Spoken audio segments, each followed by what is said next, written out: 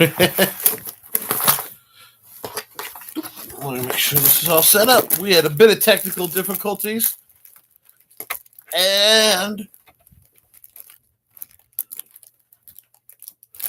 hi, everybody. Hope you could hear me. We had a bit of technical difficulties. Hi, folks.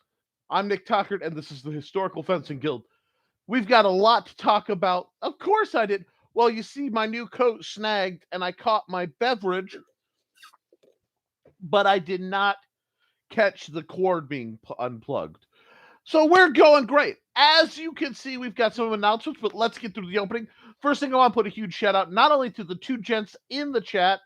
Hail Frog G, and hi Steve. It's great to have Steve Clausen. Both of these fine people are Patreon members. If you want to support what we do here, feel free to go to the Historical Fencing Guild, www.patreon.com/the Historical Fencing Guild. Look for the boot. The Historical Fencing Guild is also brought to you by sales of the Simple Sword and the Fighting Axe. Both easy, simple guides to get into Western martial arts. Hello, one of my favorite vampires, Johnny Cage. We're also proud members of the Rising Tide Broadcast Network. The new graphic is in the work on that one. I have not forgotten you. Now, we have a lot to talk about today, folks. Before we get in, let's talk about the obvious. The big, the elephant in the room. Hold on. Look at this bit of sexiness. Yeah. My new jacket came in. And while it flares a little bit in the middle, because I do, look at this. I finally bought myself a new base layer fighting coat. Now, it is tie attached, which will basically have to be modified because Lord knows my hands are dumb on a good day. But guys, this cost me $7. I'll throw the link up on the, $70 plus a little bit of shipping on the Historical Fencing Guild public page. I've thank you. I hold on. Came skidding into the door from a doctor's appointment. So we're a little fandangled. This is very nice. I would not expect this to pass any kind of punch test, but it has good abrasion and impact resistance. I, of course, will be modifying this coat for my needs, both making the attachments a little more manageable. But let me see if I can work this not blind. Boink. It is a double-breasted coat with laces, and it is in brown. And that was the double-breastedness was very important to me. Hello, what's this? Hi, Happy Jam Jam. My name's Nick Tucker. Give me just a second to try to loosen some of this up here. And I am a gentleman who runs the Historical Fencing Guild. This is just rather warm, so I need to do something to breathe. Every week, to the people who don't know, we meet up. And hi, Thesis! Awesome to see you. And we talk swords, what's in the news, what's coming down the pipe. I answer questions. We talk equipment, which I do review. I have some really neat new major reviews coming and some more of the pop-up impromptu reviews that I've been doing periodically, the Insomniac Weapon Review series. Wherein anytime I can't sleep, I grab one of my trainers that I haven't done a full review on, I hold it up and I do a short, usually 15-20 minute review talking about its pros, its cons, and we get right down to the good stuff. So, yes, now this happy coat, don't ever see how the innards are white. Don't expect it to stay that way. White is appalled to my existence. It is about 80 degrees in here, so I'm going to see just how well I can weather the heat. So I will probably switch over to a Hawaiian shirt a little later as the broadcast goes on. But we're all in training, and believe it or not, getting readapted to heat is important. Now, before we get into any further, there are a couple sales and things I saw that might be of interest to you. If you like the Purple Heart Dussicks, There are 5 of them on basically Scratch and Dent for $10 off. So $20.99 gets you a very nice basic training sword. Last I checked a couple minutes, there are only 5 left. I may throw some money at 1 or 2. I haven't really done a lot of ordering. Hi, Foxy. But, because I'm looking to see what's going on. Other big news. In approximately 2 weeks, whether I'm ready or not. Awesome! Thesis is making a sword cane trainer based on my design, which happens to be right here. For those of you who missed it, I was bothered, as somebody who collects weapons and trainers, and as somebody who operates with a disability, or several, that there wasn't a sword cane trainer, so I made one. This was my simple design for a sword cane trainer. This isn't meant to be an actual self-defense tool, but to give you an idea of how to make one work on the field. I'm really looking forward to doing that. Now, we've got a couple people who are new here, being Jam Jam and others. So before anything else happens, remember, if you like what's going on, hit the like. I am really having some problems with the algorithms right now because YouTube considers this a Second Amendment channel. So, absolutely. Welcome to the crazy. Okay. Thank you for the like. Now, what I do is answer people's questions about learning how to sword fight or what works, what doesn't, gear. I review a lot of gear, and I'll get into that in a minute. I wanted to get a feel for this. I bought this jacket. I will tell you that I bought this the largest standard size they had, which was 5X, but that's in Asiatic/European sizing, and I'm a big boy. Oh, all I need now are the PVC coupling and figure out something for the bottom. Well, somewhere that we have a cane tip, but it's too small. Okay, if you can't find a cane tip, go to Walmart and get a set of the chair feet slide-ons. It is quite warm, and that's one thing people don't understand about fencing. When I was SCA, I would have something very akin to this, and then my gorget, which is an armored neck guard. I'm going to dig it out. Leather kind of gets funny, so I need to clean it before I can demonstrate it again. All this wrapped around a hood that was under the fencing mask, long gloves, no skin was showing. It could be, crutch ones might fit. It can be very, very warm. That's why a lot of times people hear me talk sword feet. That's not a bad idea. Yeah. But yeah, this is just a chair foot right over the PVC end cap. Here, I'll let you hold it. You guys got a good hold on that? Good. Now, if you look right here, you can see the end cap that's identical to this one. These were like 19 cents. This is a male-to-male adapter. I like to call it AO3. Sorry, that's a joke. But what I did is I sanded the receiving end over here. Actually, I thought I did it over here. I have not added glue because I'm still tinkering with the design. But you can pop it out and holds. The core is a half-inch, I believe half-inch. It might be 3/8 chunk of HDPE rod. And I slid it in, and I needed a little bit of room.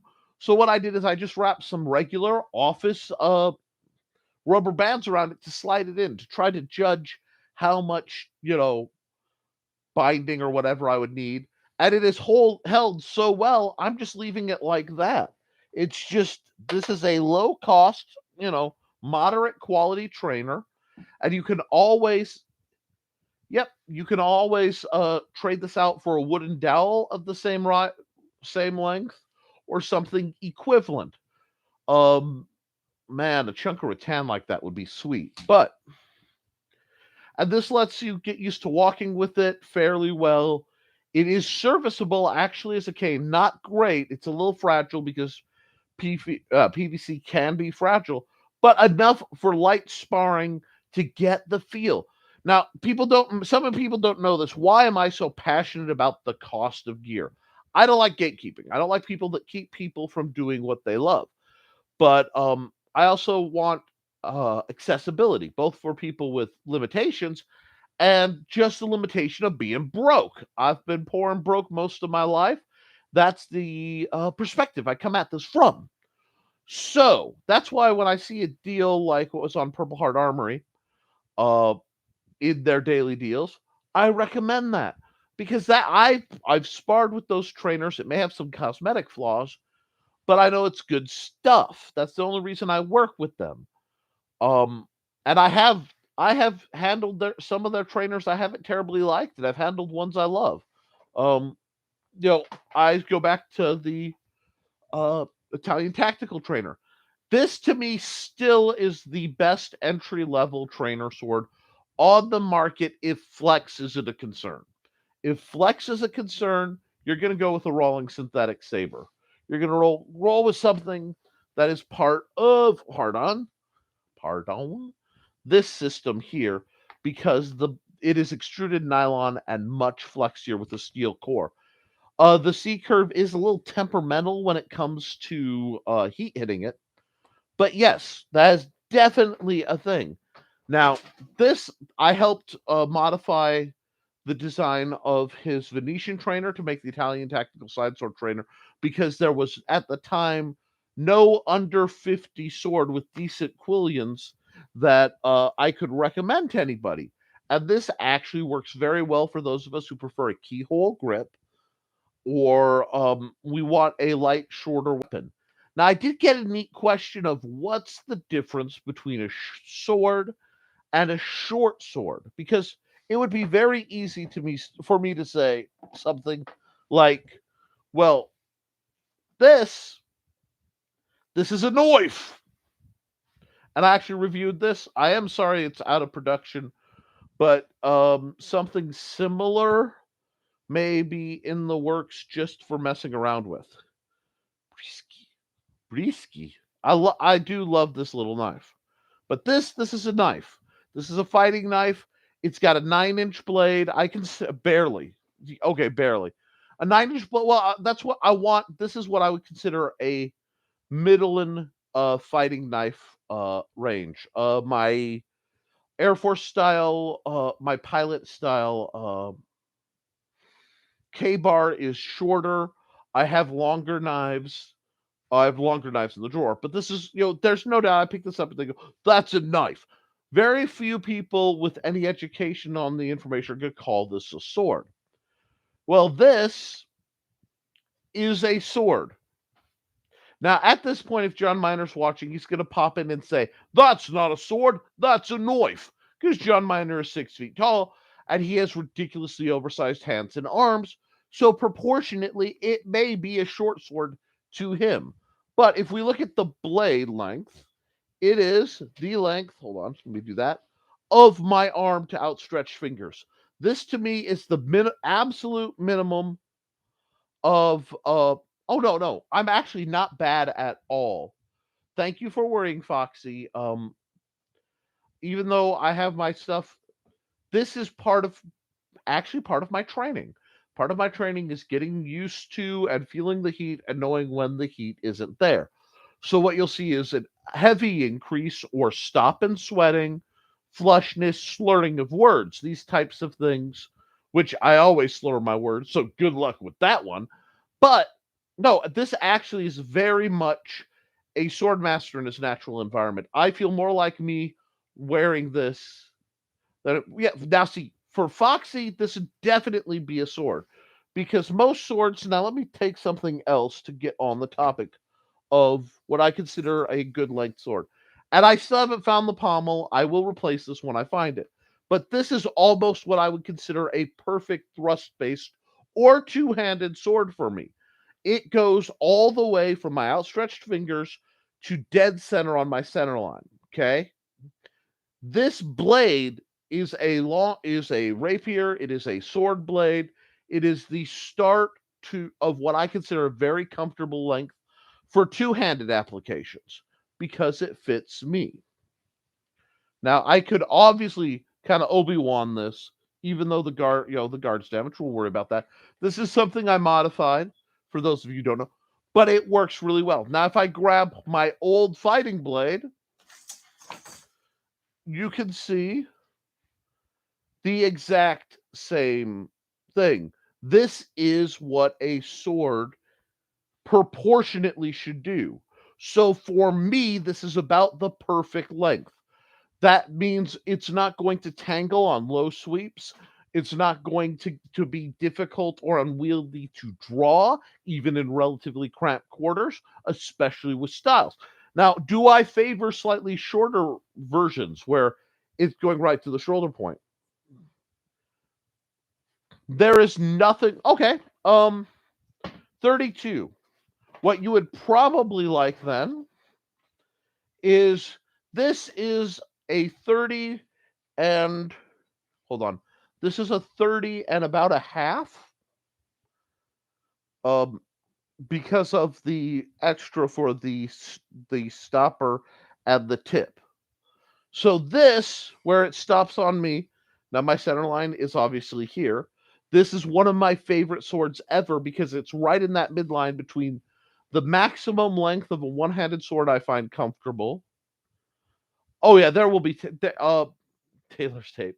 Also, yes, Taylor's tapes measure your reach, scale your weapons to fit you. Now let's talk. Okay. Now I'm going to really hit my hobbitdom. This is my knockoff recreation of Sting. That's about a 24-inch blade. It is as long as my arm, but not my hand. So it goes from shoulder to wrist. This particular weapon would be what I would consider about a short sword for me. Now, this is literally a dagger in that it's many people, I know and I fight with many people who this is roughly as long as their forearm, which is a great knife to dagger awesome range. Now, to show you just how short I'm talking about, this is knife to dagger blade length proportionately to me. It's a pocket knife compared, to somebody like Steve or John, but this also means that this is light, fast, and easy to draw. Now, bigger people should use large. It's a great offhand dagger. What this? Oh, absolutely. Especially if you use a Fabris thumb grip. So you put your thumb right in this little point here, and you windshield wiper for your fencing. If you're more of a fencer oriented, or you just want to go, it's really nice. For Foxy, this would probably be a very comfortable high end short sword to sword length. And that's going to feel, hey, you know what, Johnny, I swing big a lot of the time, it's all about scale. But for some of the people I associate with, let me put it this way, they wouldn't use this because their hands wouldn't fit on the grip. So just scale, because Steve's hands are that wide with one hand. John's are, except for the pinky, that wide. 10 from elbow to wrist, which means something to this scale. I have some other knives I'm going to review. A lot by Cold Steel. Cold Steel puts out some great training knives, and they would suit you really well. The other thing you want, everybody, if I were to pick one offhand thing, and we're going to get back to it, this is nearly a sword in Foxy's hands. This last I checked is a 12-inch blade. Let me look. It's either a 12 or 14. Yeah, I'd say about 12. But two of these would actually work really, really well for you, Foxy, in that they're lightweight, they're inexpensive, and they're self-training. That's why I always recommend these. Mine was painted orange because we were doing so many night fights, people couldn't see us. And aside from Hawaiian print, which I have misplaced my Hawaiian print headband, it may actually be tangled in my coat. Uh, Orange is one of my favorite colors, and it goes well with the brown.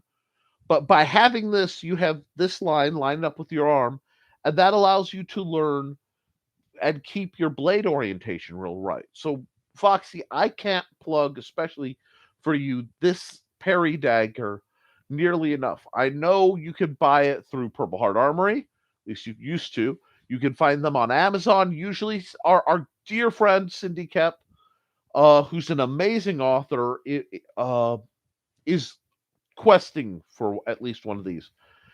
If I were running a professional dojo, I would order, professional Soleil dojo, whatever. I would order probably 10 or 20 of these to start because these are just amazing. In my closet somewhere, I have one I've modded with a HDPE main gauche guard, and that's just for that offline pair. It's just beautiful. So you really want to think about these, and that's what we're about. We're about talking about the gear that works for you, finding your style, finding the tools that work for your body, and catering. Because I don't believe in mass-produced martial arts. It can be done as long as the system is very simple, but it does not always work well. So what we want to do is be able to tailor. We can look back via the internet and small amounts of money at many, many, many different styles. A lot of people in a lot of languages with a lot of presentation techniques have been talking about how to use a sword for centuries. Now, that's why I wrote my book, because I looked through as many as I could, not just from the understanding them, but trying to say, what are they all saying? What do they all basically agree on? And that's what I built my style around. Because then you have something that you can uh, tailor to your needs. So if you are a tall, skinny person, there are styles that fit that and weapons that fit that. If you're a bulky, large person, larger swords or larger axes may feel natural, something that caters to your strengths. But if you're lighter, you're going to want weapons that move and flow right. I mean, like, I'm a little guy, so I absolutely adore these little mini axes. Steve recently sent me a second one. So I have two of these. These are meant for throwing, but this one used to hang on a sheath around my neck as literally a neck axe when I'd go out hiking, just so I'd have a light thing to process wood or lumber. I've made trainers of these before. I may make trainers of these again. I tended to give them away, but we could talk about that, and there will be sites, because if all goes well, and one of the big announcements, Axie Jr. Frog G, you just made my night. Yeah, for those of you who don't know, Axie refers to a lovely redhead's her basic RPG character's flaming returning axe, who may or may not be, who she may or may not be in a platonic life mate scenario relationship with. It's complicated. Hey, Silver Ogre. Well, back up. Watching two speed. Hey, well, let's get this going, and we'll tell Silver Ogre all about what's going on. So that's the cutest sex I've ever seen. I want one. Okay. This is it's a Timberwolf throwing axe. I believe it. What is the number? I can't remember. It's a TW 384. It usually comes in a set with a matched knife. It's one of those that they discontinue regularly. If you are going to carry it for any length of time, I will recommend you look up and rewrap the grip, because the grip does get a little wobbly. It could use a better wrapping on the grip. This one has seen a lot of love because I've literally used it to process light grade campfire stuff back when I was much more agile. But that's what I like the point where understanding that people get caught up in the mythos of a sword. Okay. And it's funny because I am a short sword guy. of a Germanic background. That sounds about right. Most standard fencing swords are 36 inches long. So you would find the short sword version of the Rawlings to be comfortable thesis, or basically that's your outside blade limit. Basically, take that length and think 6 inches in from it for a one-hander will be really, really comfortable. 6 inches past that for a two-hander could be real comfortable. There's nothing wrong with being long and lanky. You are blessed among fencers. I am short and gimpy. I am not blessed among fencers. I am somewhere between a hobbit and a gnome when it comes to this sort of thing. But I'm okay with that too. So when we're talking, I'm glad you guys are letting me get on this, because this is that point. My current blade is 40 total. That sounds right. How long's the hilt? I bet it's sitting around a 6 to 8 inch hilt. Because that's one thing we have to talk about. And I don't talk about this as a technique because it's something left over from some of my older days. But I'm going to pull this out because it's so nondescript.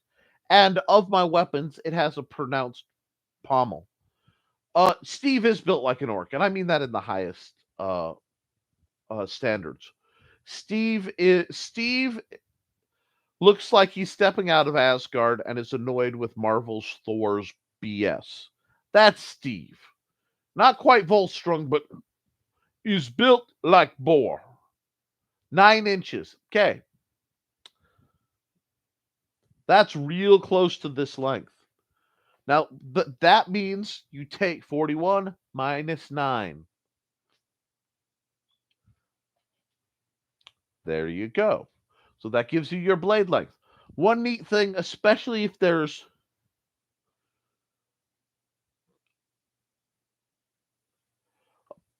okay. 9.5. Excellent. One thing when I have a weapon that has a minimal guard, I do a lot of pommel parries. And even my old rapier, let me put this away for a second if we're talking pommel parries. Here we go. Even my old rapier, you'll note, has this extended pommel. Many times, if I were offline, I would catch not here where they expect, but with the pommel on the bottom of the knuckle duster to catch, swing out, and go and thrust. So pommel parries are happening. So I tend to like both the counterweight action of the pommel and that to go. Now to get on to Bud K. Bud K used to be entirely crap. And a lot of times if you see Bud K exclusive, it's pretty rough. But Bud K has started to be a reseller of other brands, and depending on what you're looking for, you can find some decent entry-level quality. Now, a lot of it depends on what you're looking to do and what kind of sword. So if you're looking, we'll make it easy. If you're looking for a Chinese sword, look up LK Chen. It will be expensive, but you will love it. Some Bud K has improved over the years. Some are better than others. A lot of it, if you have a chance to feel it, it's better. If you're looking for kind of low-end practical blades or work blades, the cold steel blades tend to be pretty good. They're not pretty. They tend to be heavy. They tend to be over-engineered, or they're the more expensive lines. But you're getting started. I will always have a love for the kind of people call them junky for live, and I assume you're talking live steel. If you're not, we'll go in farther. The brass and wood, they're usually out of Afghanistan, but they're surprisingly good for cheap swords if you just want something to swing around and play with. One of my favorite swords, I don't pull live steel a lot. Actually, here, I can show you a couple of examples of live steel I like. Excuse me. First off, this is, Steve, we're talking sub $50 to $100 entry level swords. Sabersmith is good entry to mid level swords, and they are beautiful. But I think we're looking at that next lower in the financial plebeian world, Steve. So this is one of the rare two-handers I have, and something I have used the heck out of. This was originally called the tactical katana machete. It is not a katana in any way, shape, or form. It is actually very close to a Katzblogger or a Messer, but very straight. However, I found this for agricultural, cutting my way through brambles, weeds, etc. And for many years, this was one of my designated door greeters. This is tool grade, so it's not pretty. But if you're looking to practice cuts on something, look at the ones that are coming out under the machete style, because they hold up really well and are cheap and give you an idea how to work with your form before you get to more advanced, more expensive, and potentially more fragile weapons. I am all about entry level stuff. Now, Sabersmith, absolutely look them up. And if you have the finances, always go as high. I have my wife has a spear by them, but it is, oh, actually,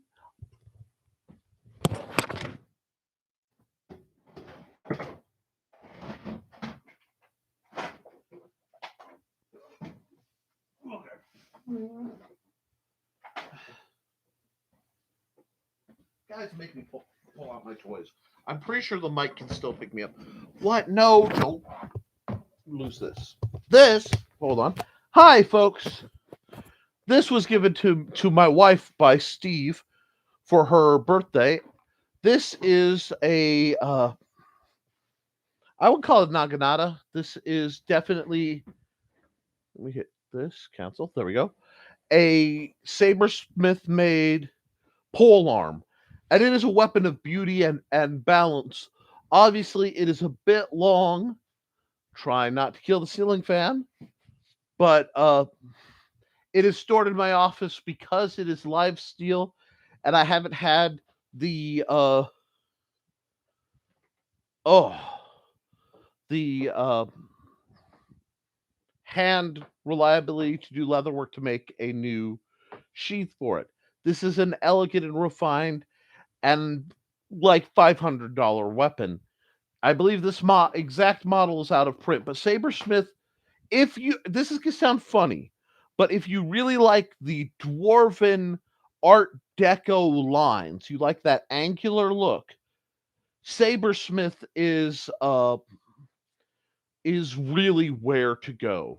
Like, Sabersmith is the modern dwarven forge that I have found.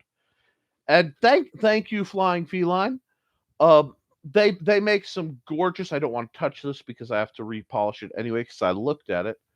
But this is a very elegant, fast, well balanced pole arm, which is something that's sadly lacking. I do sadly have to leave the camera just for a second because I want to put it back safely. I don't normally bring it out while I'm doing this because I'm surrounded by the most likely props you guys will ask about, which makes traversing my office nearly impossible on a Friday. So just one second.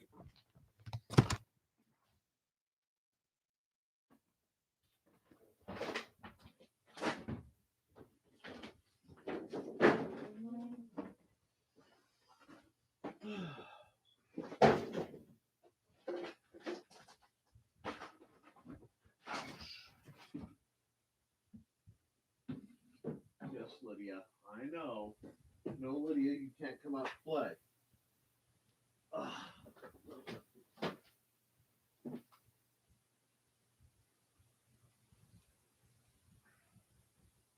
That needs work, but I can. Oh, I can fix that temporarily. temporarily anyway. Now, whoa. Thou shalt not spill beverages. Hello. Now, I want to talk getting back to some weapons, but this is for a little later because I actually need to fix on it a bit. Maybe not. We'll see. But I have a sword. This is not high value. This is definitely something you used to be able to get at Bud K. It's in need of polish, but this was my Lord sword. This is one of my all-time favorite swords of a non-rapier thrust-based style, because for me, this is actually a comfortable two-handed sword. It is a beautiful little weapon, and they have something similar through PHA, but it keeps not being in stock. So as soon as I get a shot, I will order one that's very close in function to this. I love this sword, but this is a very inexpensive sword. This one was made in, boink, Pakistan. I'm glad you guys are chatting. If you're new to this channel or you're just watching, please turn on the live chat and make sure it's not set on top chat, which mine is again. It does this to me, so let me make sure I haven't missed any comments, because yeah, it looks good. YouTube loves to switch me from live chat to top chat, and then I lose comments. And yes, let me just.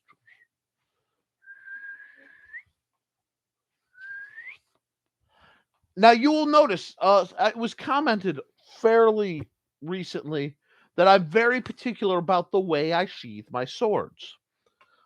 I did just enough Iado at a point in my life to get hooked on some measure of reliability in my draws, and surprisingly few measures.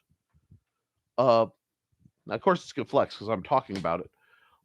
Count, but they don't talk about that enough, and we need to talk about drawing weapons, because that is one of the great secrets of what's wrong with training in its current state, especially in America. Everyone trains from a ready position. This is why a lot of HEMA guys can be so dedicated to, like, the longsword is the greatest weapon ever. If you're starting in a blank open field and you have all the room in the world to swing, because the real application of a longsword or a great sword, when I say longsword, I'm leaning to bastard sword to great sword, a two-handed or longer edged weapon, usually double-bladed. If you look at the kind of wheeling action that Meyer would recommend, it takes up and controls a lot of space. It is a battlefield control style weapon. Oh, I've never noticed that before. Thanks for letting me know. Okay. Oh yeah, awesome. Now, over the years, I collected a lot of live steel, and then I just stopped. And it isn't necessarily that I don't want more swords. I have many swords that this channel's never seen. But, like, this is my favorite sword. This is a Bilbao. It has another name, and I always forget it whenever I'm live. It is a short weapon. But I absolutely adore the balance, and I would love a trainer that feels like this with this kind of hand protection. And yes, very much a short sword. But I like that. I want things to work. So if I'm buying a sword, it has to be. It's not about cost. It's oh, okay, cool. Because sometimes I found out I was losing comments, and I was like, I'm not using StreamYard yet. Yeah, hi, John. John Miner gave me this weapon, and nice to see you, you filthy animal. But actually, and I have loved this weapon, but finding a proper trainer of this weapon with this style grip and guard is nearly impossible. He gave me both a beautiful gift and a terrible curse, and I love both of them for the irony. This is my favorite sword, most likely, end of the day. Like, I would like a sturdier, practical version of this. Gall, if Cold Steel would make something like this, I'd probably buy several live steel ones. But one of these days, I will have to get some good pictures of my sword racks. Got 4 of them, and almost the weapons are. See, what happened is I started switching from collecting live steel to collecting trainers because one, I couldn't afford the live steel that felt right, and hey, cool. And two, I uh, I want stuff I could use, so it lets me feel and get to know, like, do I like this weapon? Now, for a long time, I would have never carried something as stylized looking and aggressive as this. This looks like, a fantasy wet dream. I literally took this design and designed my main drow uh DMNPC PC kind of character to carry an enchant weapon with this profile because I thought it looked really neat till I handled it and I fell in love because it's orthopedic. This is a really neat weapon, and I'll keep talking about it until Columbia River Knife and Tool gets off their butt and decides to make them again, because I think everybody should have access to them. But practically, I'm a surprisingly frequent an axe guy.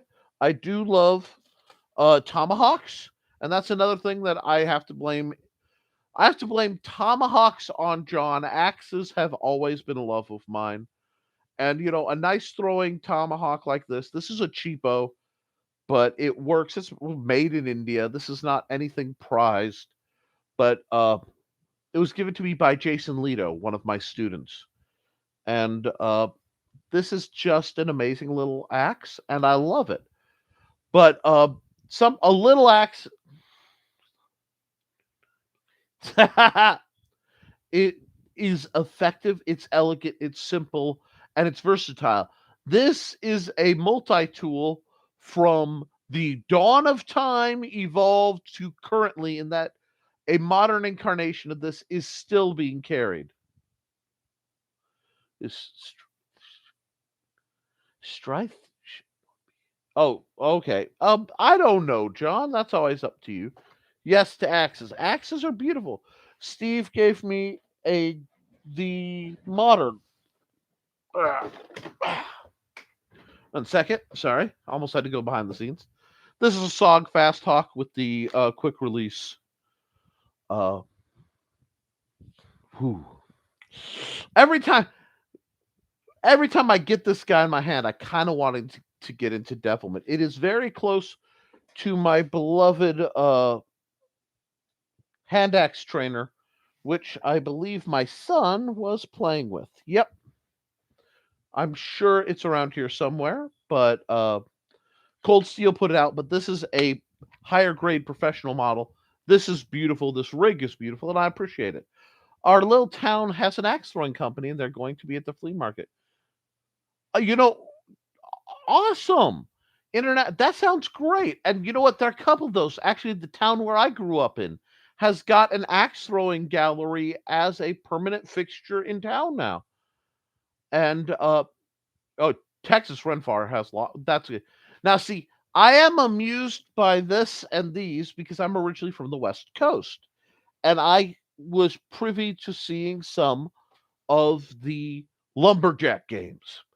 And when they throw axes, they throw felling axes. To an end over end, it is a beautiful thing. Cindy Kep, we were just talking about how wonderful to go. Hey, Frog G, you just keep your stick on the ice, catch it in the replay, and check out, because you were featured mildly in Dice Dames and Dudes on Red Valkyrie's channel. Oh no, oh poor. So bye, Frog G. Frog G actually has become one of my Patreon members. So you got them. What happened is I finally got enough money from the Patreon members that I could do something like order myself a $70 starter jacket that I'm then going to take some more money. I'll buy some HDPE. I'll make fitted over armor to go to upgrade this. I have some other design adjustments I want to put into it. I really think that's wonderful. And hey, I understand Cindy.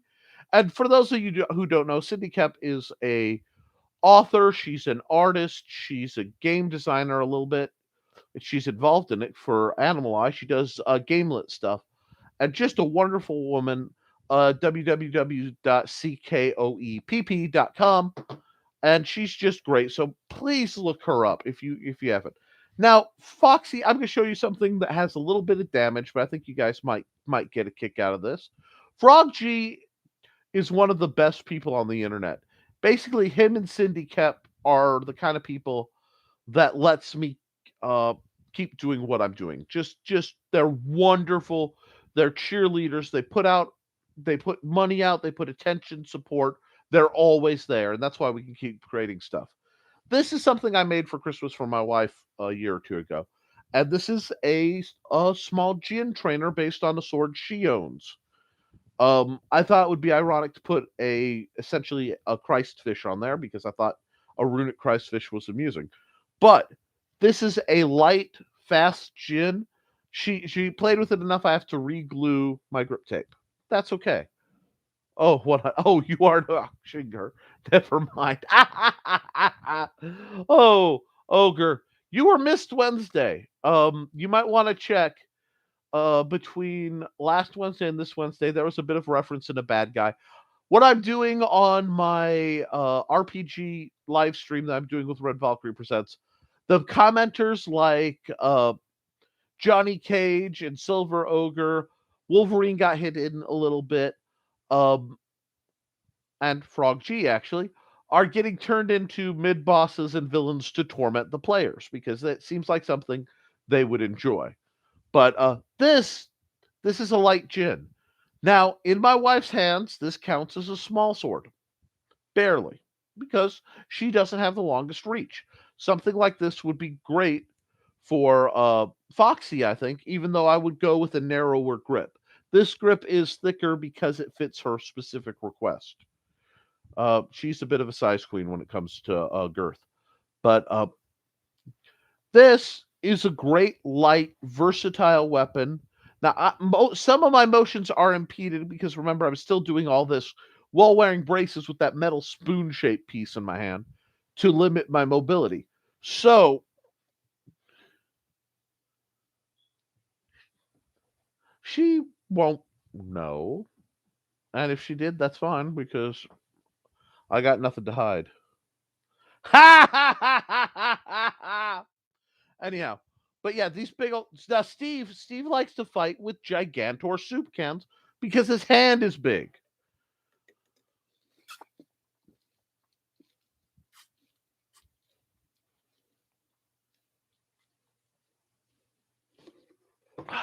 Sorry about that.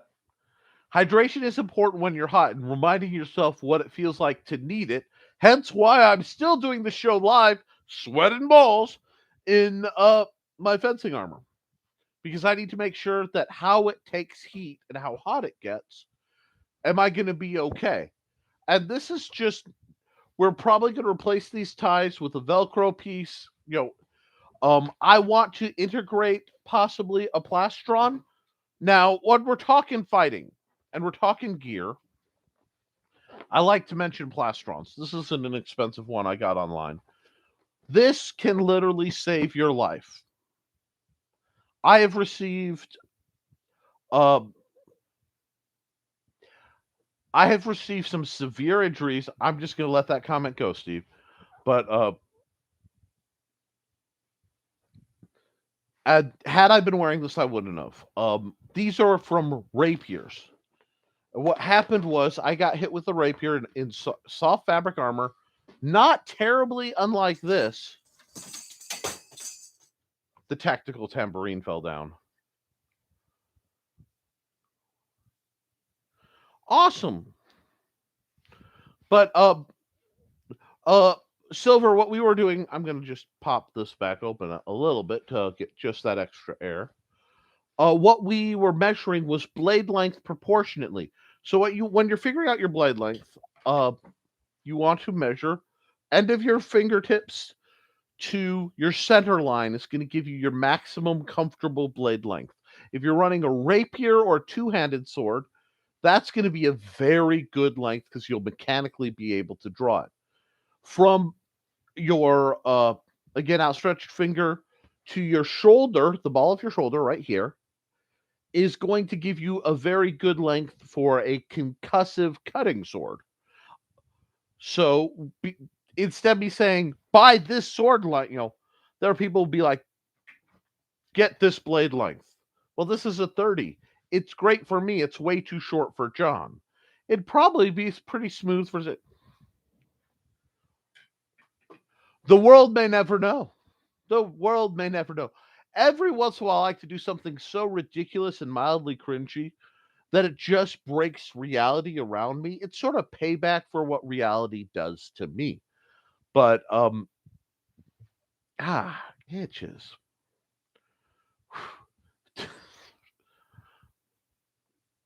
Getting back to what happened. I actually had a shot hit my sternum, catch in the ribs, rip 5 of them from my sternum, never breaking the skin, and crack 3 of the ribs.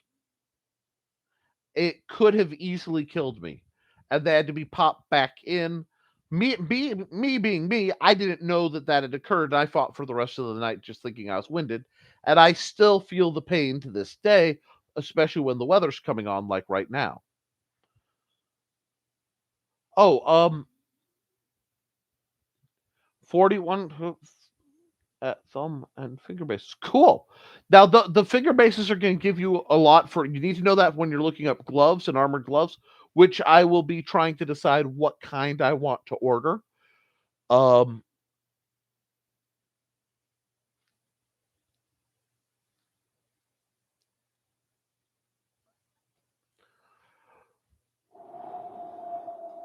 And that affects your grip length. But what the overall wing? Well, it's real easy. I'm not saying I think this is important. I'm saying that if I were to open up the simple sword, available on Amazon. Why is Mandy laughing? Did somebody send something inappropriate to Mandy? I actually reference this very measurement for figuring out a rapier length because that's the optimal rapier length. So that understand that when you're looking at a grip. So every handle is huge. Absolutely. Yeah. Oh yeah. I've used a 42-inch blade. 42 is a fine rapier blade, especially if you're to scale. You look at silver. Silver says that midline to fingertip is 41. So a 42, 41-inch fencing blade, especially for. Now remember, I've done a lot, but I tend to default thinking into classical fencing, not strip fencing like in the Olympics, but Three Musketeers. Got it? Cool. That reach will give you a very comfortable sword. You might really like capoeira. You might really like Agrippa because you have the long, so you can do a long thrust. I am and will always be a Gigante fan.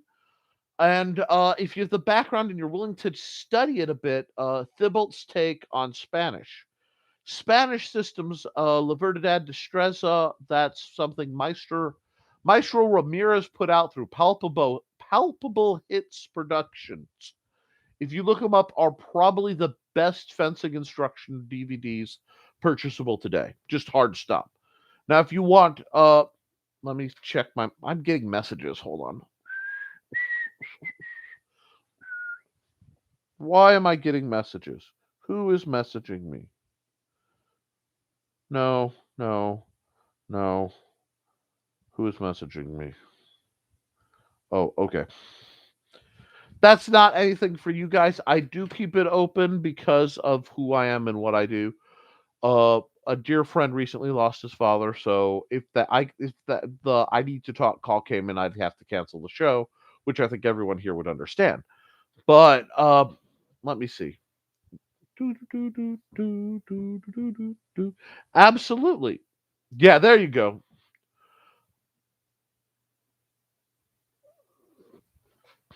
And that's where we start to look at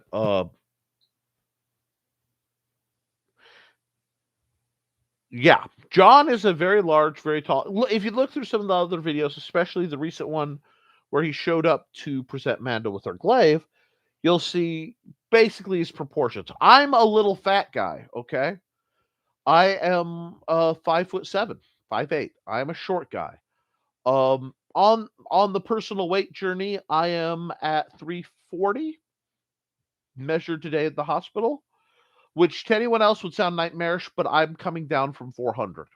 So I'm 60 pounds down from my heaviest, and done with a mix of diet, exercise, incredibly mild, not even moderate exercise, and them realizing that I've been diabetic this whole time. So yeah, that is down. I am down. I'm so thank you. So I'm really pleased, and I'm still working on it. I talked about that here as just to I believe in being open to my students and to my viewers.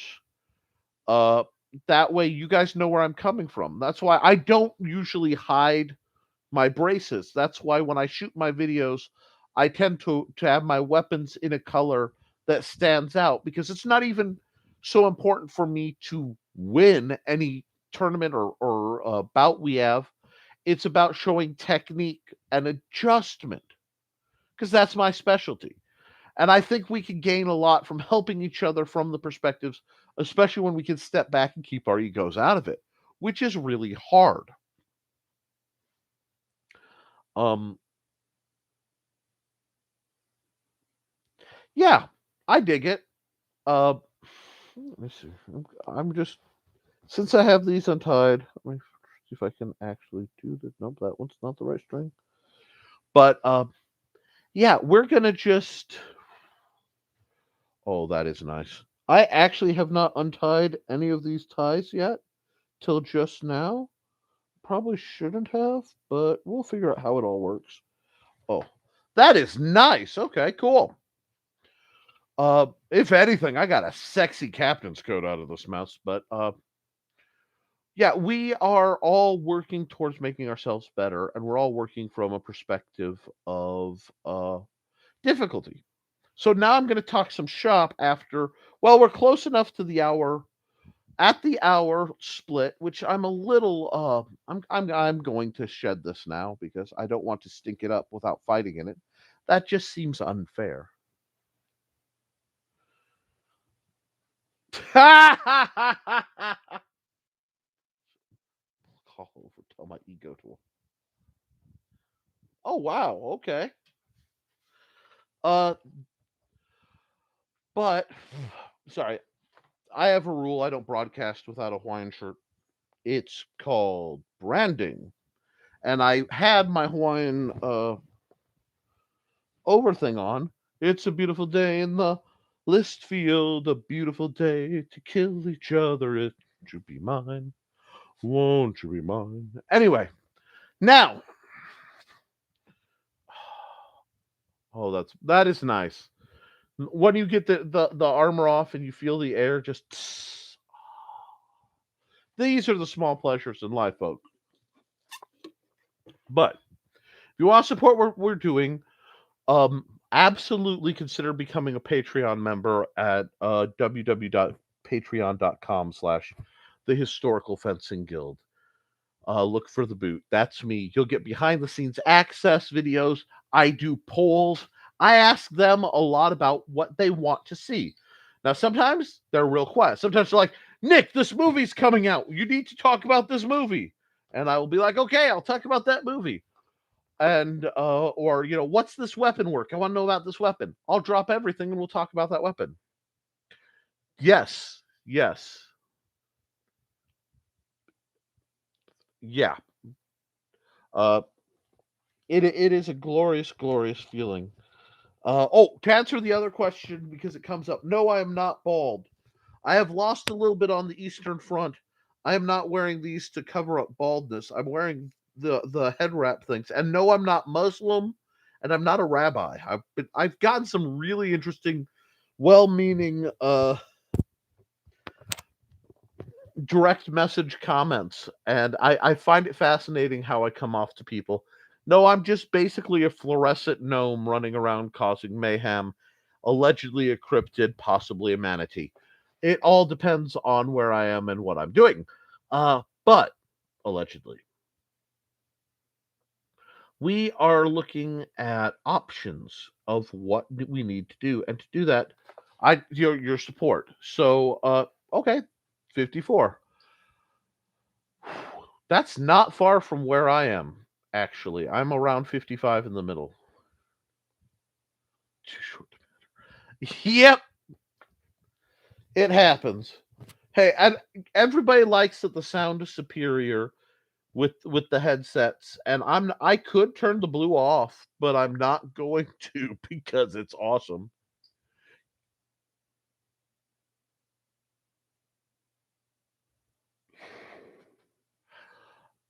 Mm. Now, I will tell you, I avoid reaction videos covering videos, and I do. God, what is her name? I actually saw a wonderful version of that. Sorry. I just inspire other people to merch. It happens a lot. But that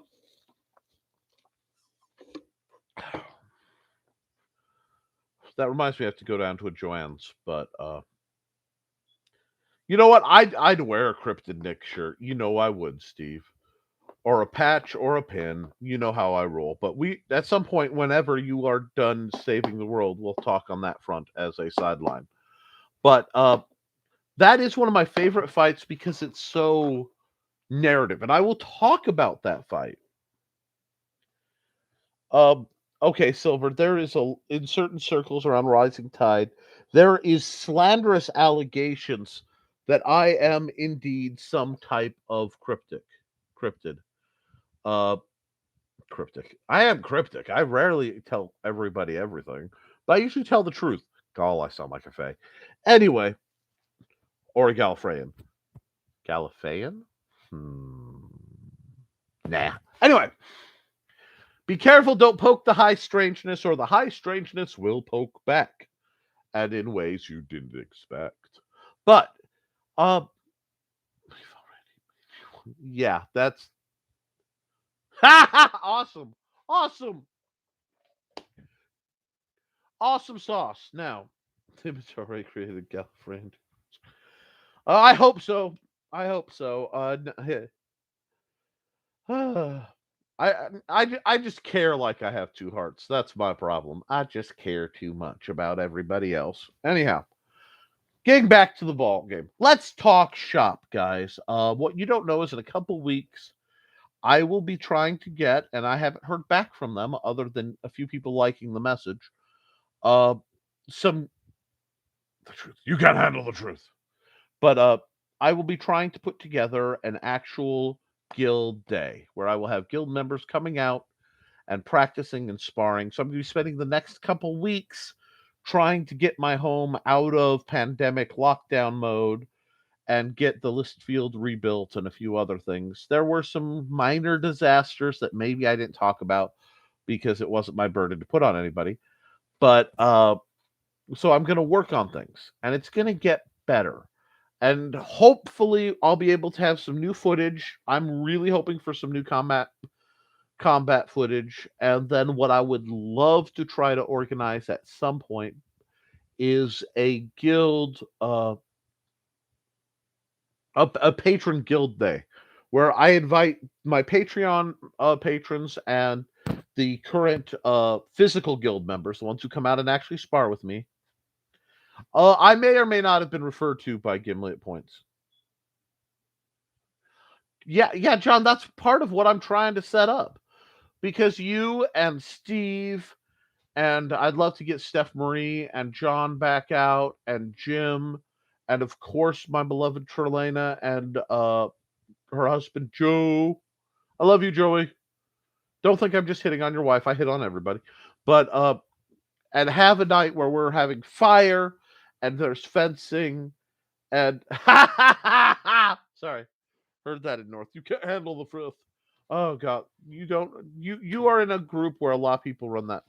So I'm trying to arrange that, but that will be on the private group, largely because I don't want to put my actual address out too much and encourage weirdness over the internet too much. I think you all can understand where that line is.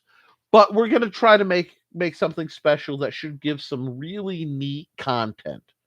And then if it goes well, cool. If it doesn't or it tanks, I know I need to reformat what I'm doing to be more focused uh uh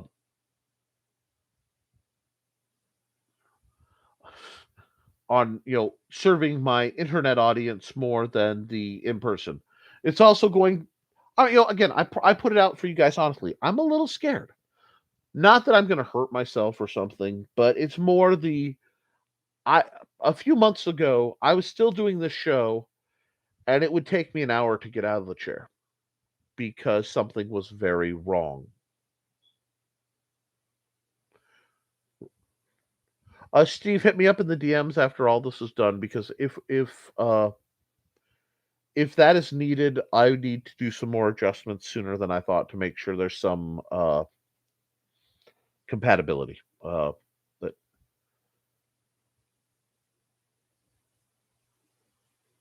I understand that you have to be selective. I do believe that the information and training should be available to everybody. That's why I wrote the book. It's why I put the stuff. But when it comes to my personal interactions, I am cautious because I'm not built like I used to be. I can't just absorb tanks. I had an elbow broken with a montante, and again, I didn't know it. Uh, and again, that's no shot. I was sparring. I should have put full armor on, but it was supposed to be a light thing, and I made a mistake. Mistakes happen. You get comfortable, you get happy, you make mistakes. I just count that as another scar I've earned. It may be internal, but it's there. But let's talk about it. Guys, there are some you want to know. Let's talk about what kills fighting groups. What kills groups like the Historical Fencing Guild? What kills groups like the SCA or ARMA or any of them? What breaks them so that we know not to do it? I spent a lot of time talking about what I think is right and how things should be done, acceptance and safety and what. But let's talk about what breaks groups. The first thing that breaks groups is uh thank you for understanding, Ogre. Uh the thing that breaks groups is ego, first off. Ego has an infinite armor rating. People will shrug off shots, then that will encourage others to hit harder. You get into a cycle where it gets more and more dangerous. Yeah, not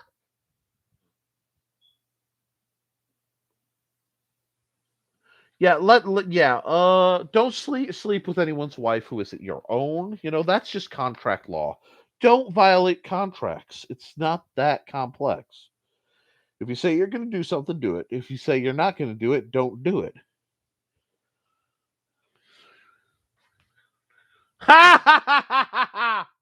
Anyway,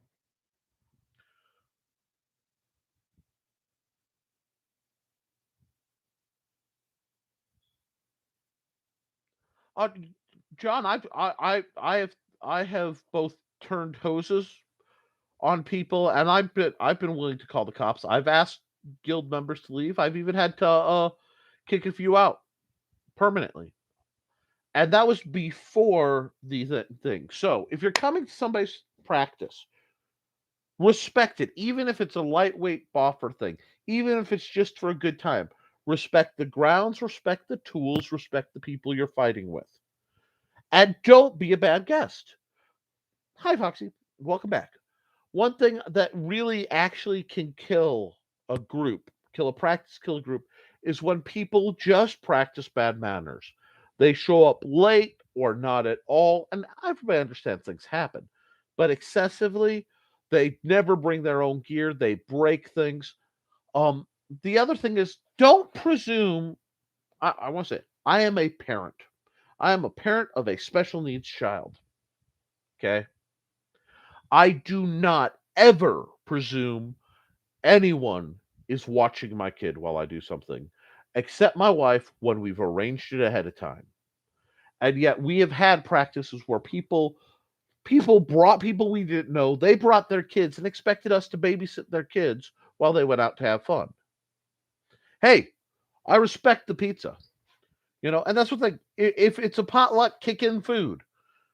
Don't make it harder on the hosts than it needs to be. But we have to realize that all of us have been isolated more than many are accustomed to. And that has let some people get either bad habits or just get over other people's stuff. So absolutely. John says respect is always given and will be rescinded if necessary, and refusal will be given. That's the thing. Respect the situation. Especially one thing I had is I had people come out and make all these demands, and I'm doing this for free. Now Steve, you are a good guest. I'm not talking about anyone here. I'm not talking about anyone active. I've been doing this for 20 years. But so I've seen the good and the bad. And the bad can get pretty bad. I will say this, and it is a very unpopular opinion. It has offended some, uh, um, but I don't really give a rat's ass. Pardon my French. I don't swear often, at least on this show. But intoxicants and martial arts don't mix. I know somebody's going to make a drunken, fighting drunken fencer joke. Just table it here. I have seen people get hurt badly because they tried to fight while intoxicated. Just don't do it. If you have a problem with you know booze or other substances, leave it at home or don't come out. Get that should be something you should get treated. That's a priority. Sorry to put it on you, but oh,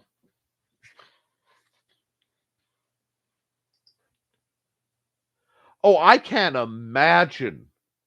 I can't imagine. John says, peopling for the last 2 years, this loss function needs to be relearned. I found this out at I assume, last SCA event.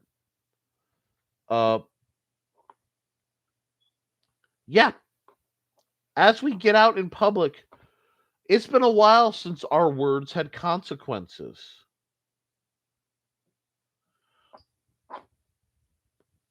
And some of us remember that, some of us don't. So there's going to be. I will tell you this. This is a dry house.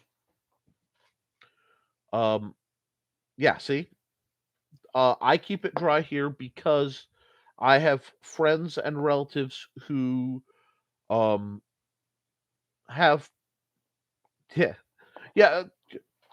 My plates look like this. I bring out the good china from when we have parties. I'm not stupid either. I don't set my friends up to fail. Uh, but yeah, think about that. The next step is on the field. Okay, I shouldn't have to say this, but I'm going to respect whoever's running the practice. Now, if they're saying things you don't like or you feel they're unsafe, don't hesitate to leave. Don't get hurt for anyone else's ego. It's always okay to refuse to fight. It's always okay to leave a place. If there's ever been a point in your life where you felt I wanted to go, but I kind of needed permission. I am a sword master. I don't claim many titles. I hold on to that very hard. You have permission to leave any setting you feel is unsafe. So, sorry, I had to say that I missed some comments. That don't comment. You don't want to. Good China. I agree with thesis. So we're united here. And simply come down. Yeah. There are some people who are alcoholics. Some people who are not. I just don't want it on my property.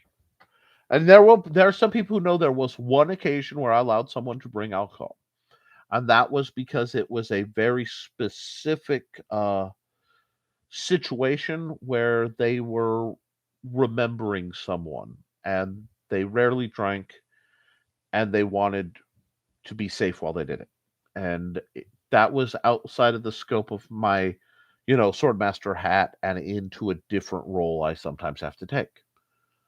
And no one else had their boost. They were left alone to handle it with just checks to make sure they were hydrated. And I get that. Everybody's had a bad day, but that's a different thing. And like I said, every rule, every rule has exceptions and weirdness. But let's just, we're adults, guys. Let's be adult. Now, we also need have as much of your own gear as possible. And guys,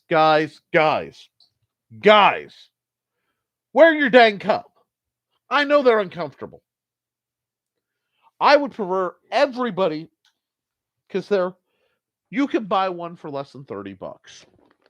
Have chest protection and a cup. Bare minimum, have some kind of chest protection to keep your ribs from breaking, and wear a cup so your junk doesn't get crushed. Ladies have something called the Jill that can be made, but it's hard to find. Let's just be mature on that. Now, then you be immature. No, Foxy, don't grow up. That's a trap. Kids have the sanity to be like, no, we don't punch each other.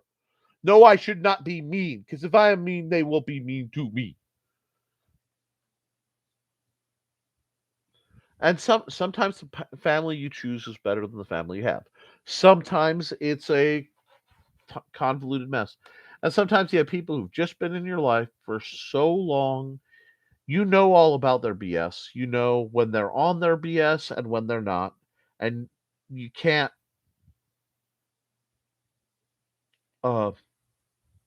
you're not going to change them, and you just have to decide, today am I dealing with so and so stuff, or is today the day I tell them, hey, you're being a dick. And you know what? If you love somebody and you respect it, obviously it can be done with tact, but don't be afraid to tell them they're being a dick. Like, when I'm running practices, very often I'm not fighting. I'm watching the fights go. And please don't think I'm judging you if you drink. I'm not, especially if you can handle it. If you can't, it's a condition. It needs to be treated. A lot like diabetes. Some people can handle sugar. Some people can't. I have to be careful with my sugar. That's why, my wife will come out and be like, Nick, eat something, just to be sure I'm safe when I'm practicing, because I'm burning so many calories. And that's the thing. If everybody's paying attention, looking out for each other, it's safe. It's fun. If somebody goes, hey, you look a little red, take a break, get something to drink. Don't fight about it. It's a fun practice. Now, if you're in a tournament, that's up to you in tournament rules. But be cool. In the words of Bill and Ted, be excellent to each other.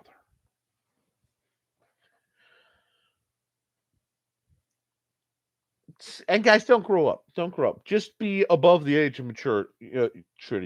Being able to consent, and then nothing. Just keep walking. The nice thing is, once you crack about 25, you're not getting anything really interesting until you hit 40. I'm sorry, until you hit 65. I'm hitting 40 soon, so that came out. But I'm not upset about it, because it's not like I'm like, oh, there's all these milestones. No, I'm doing pretty awesome.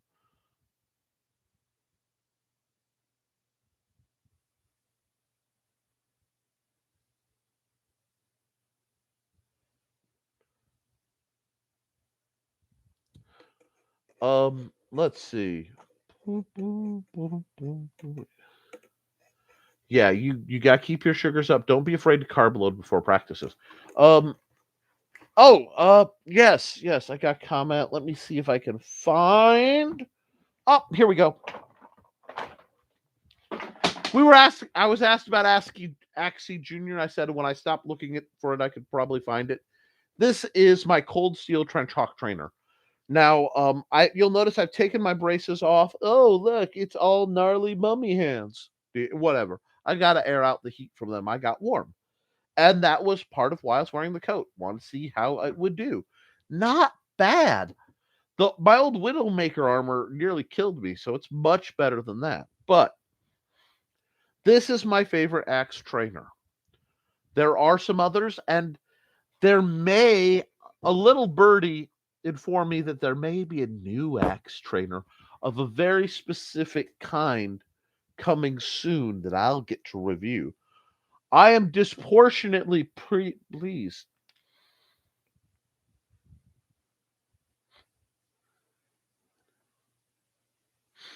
Yeah, growing up is overrated. Oh yeah, well there's something else too. But and you're gonna see a little hint of this on this. Oh, I've been using this. I'm not sure how many years now. I'd have to look at when I first started using it. But let me put, this isn't the first coat of paint on this guy. Uh, the Trench Hawk trainer hooks, catches, and cuts well. Even though it has a spike and calibration can be very you know, you have to be good with it. It's still very functional. And I would say that this is one of my all-time favorite trainers. It is part of the trio. And yes, offhanded trio, because I'm getting a message. Yes, I know. I got the message, guys. The trio that are put out by Cold Steel. You can order often a lot of these through Bud K, but I would shop around. Where's my orange one is gone? Isn't it? Oh, of course it is. And I need to reach way over there. Oh wait, I have an axe. God, don't fall down on me. Ah. 1 second. Aha. If you are looking to build a full trainer set, the sword is very personal. That takes a lot of time, especially if you're looking for a one-handed weapon. You want John, do you have that one? Because I thought it was stolen from the SCA PNC office. You might not still have that one, John. Full metal surcoat. Yes! But if you're looking for offhand, this is the trio. The Cold Steel Medieval Buckler. There's a Targe, which costs a lot more for a couple more inches. If your hands fit, and a couple people with really big meat hooks have had issues, so I will warn you. But this, the Trench Hawk trainer, and I have an orange one. When you hear that I have multiples of any trainer, you know it's pretty good. And yeah, it does look like a frying pan. I don't think so, John. I thought a guy named Cliff stole it. Anyway, and the Parry Dagger. These are like the best offhand, and together you should be able to get all three for less than $100. So I would really recommend those guys. I talk about them endlessly, and I don't get anything from Cold Steel. Now I will say, why don't I recommend the Cold Steel swords? Because they tend to be over bulky. They tend to be a little sharp. Single beard is gone. Huh. That's interesting. Yeah. Well, yeah, of course I use it to scratch my back. One of these days I'm going to do a complete ranking of which trainers are the best back scratchers. But I will tell you, having done it a long time, to the point, you see that wear damage on the paint. I'm gonna let you a secret. I don't use the spike a lot. That's literally from me on live streams going, finally I can reach that one spot on my back. This is a great back scratcher. But I genuinely intend to do that. I have to go through and figure out which I might do that if I can get through my 4 projects. 3. Because I got one of my commissions done. And that's work business. I am very happy. It's not that I have a problem, and I would talk about the project, but I haven't had permission from the client yet. And I believe in client confidentiality, incredibly so. It's an odd project. I won't say it's normally in my bailiwick, but we made it work, and it's a something. Plus, I have all sorts of goodies coming through Luke Stone Studios. Now, Ooh, okay. You know what? I'll do it probably as a poll for the Patreon members whether I should do the back scratch video as a uh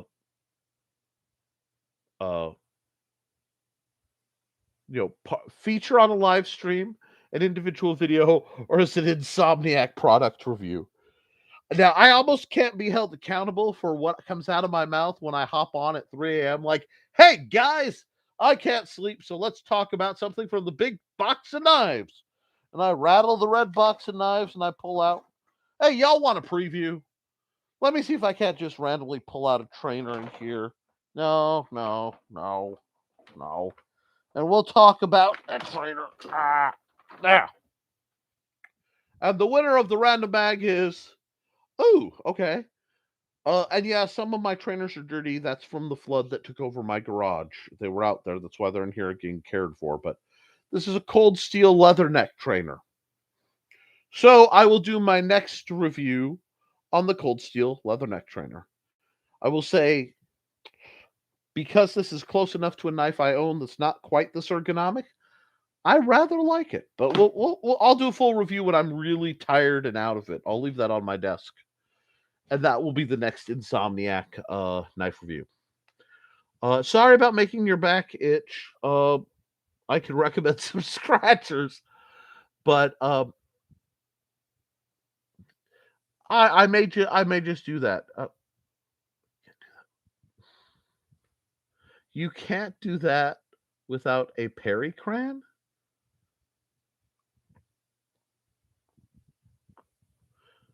You ever see a joke and you're like, I think that joke hit me, but it just phased out as it went through? Oh, okay, good. Sorted spear food would be good with the boar spear.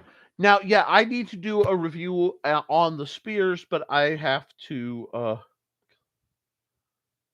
Ow! I'm not falling into that trap of weirdness, guys, and you can't make me.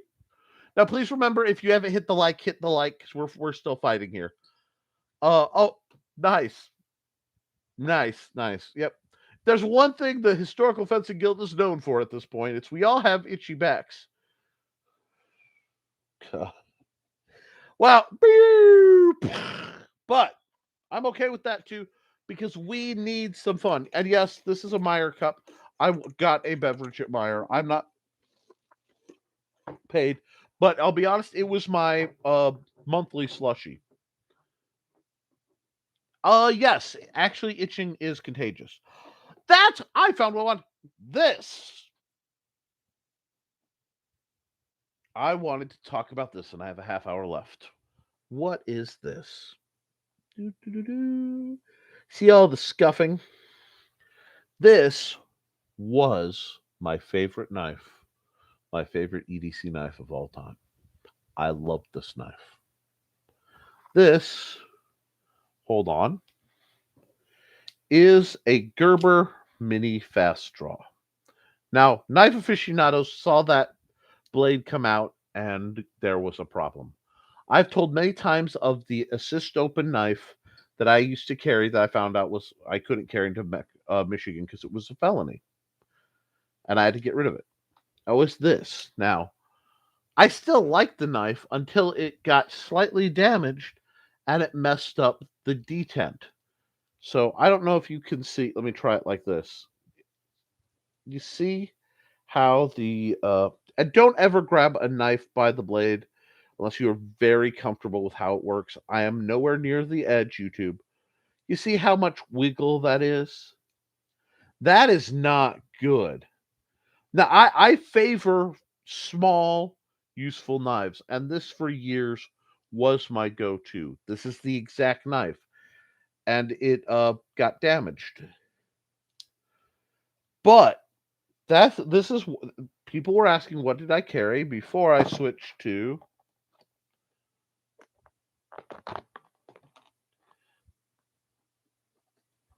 this poor knife that got lost out in the yard and buried, which I'm still working on. Oh yeah, Swiss Army knives. The Victorinox little 3-blade is a wonderful. I can't afford the orders, but the cons. I can. Yeah, you know what? Your lips to God's ears, ogre. Whoever's listening. But this right now is my day-to-day knife. And yes, multi-class. To answer the question, it keeps coming up. They see the medallion.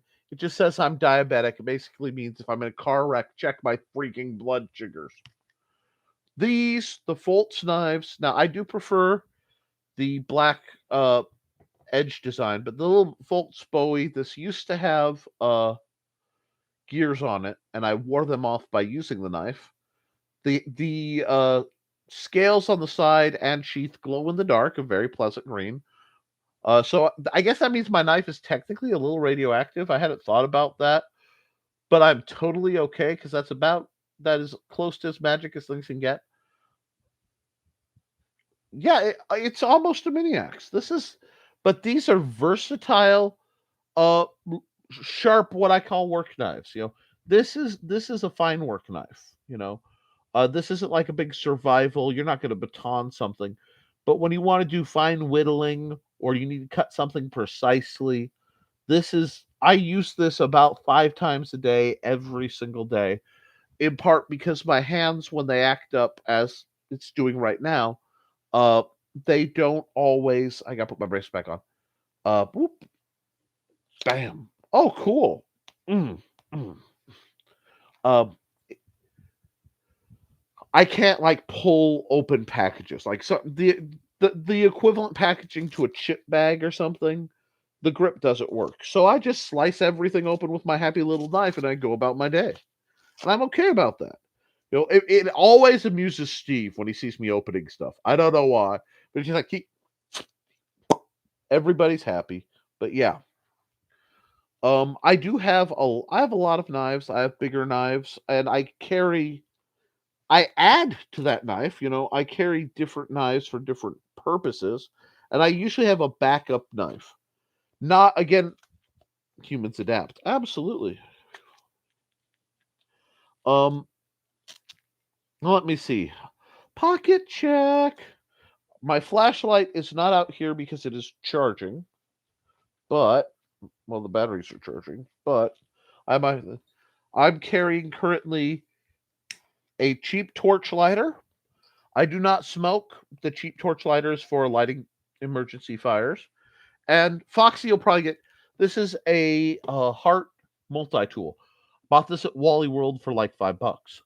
Wally World, for those of you who don't know, is our good friend, the box store Walmart. I realize some people get it, but